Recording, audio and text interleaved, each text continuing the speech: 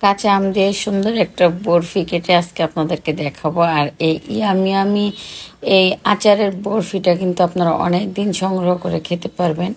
এটা আমি বরফি বলছি কারণ এটাকে পিস পিস করে কাটা হয়েছে বরফি শেপ দিয়ে।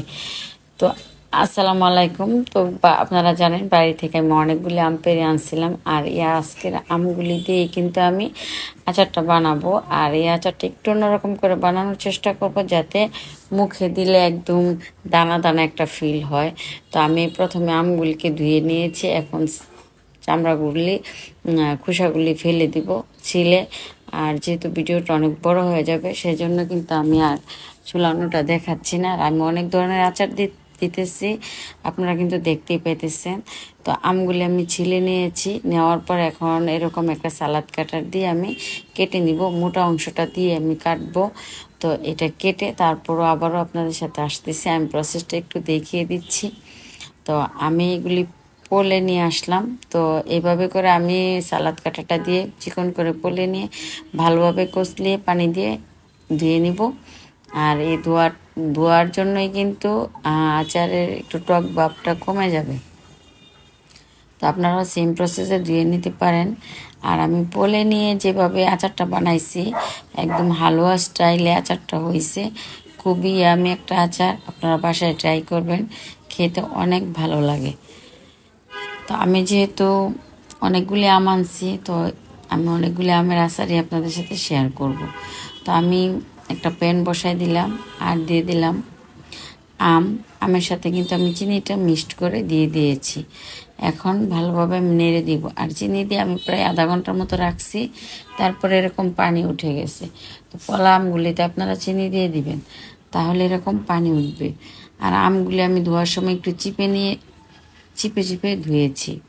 তো এখন আমি স্বাদ মতো লবণ দিয়ে দিলাম। আর কালারটা কীভাবে হয়েছে, আমি একটু ফুড কালার দিয়েছি, লাস্টের দিকে আপনাদেরকে দেখিয়ে দিব। কারণ ফুড কালার দিলে দেখতে সুন্দর লাগে, আর ফুড কালারটা কিন্তু খাওয়া যায়।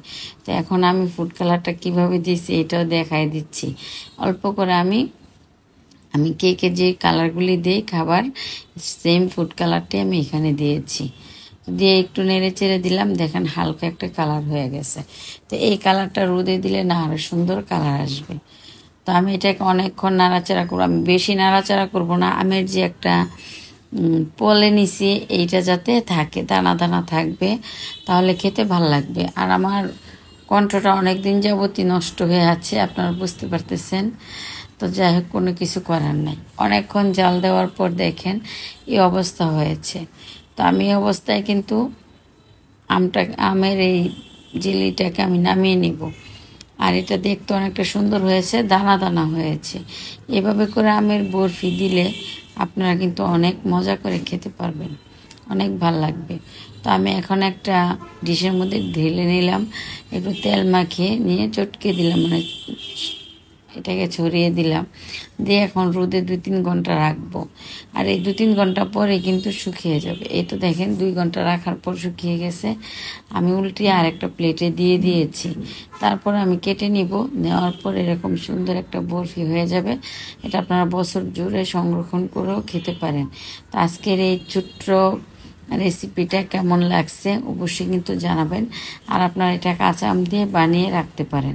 ধন্যবাদ সবাই।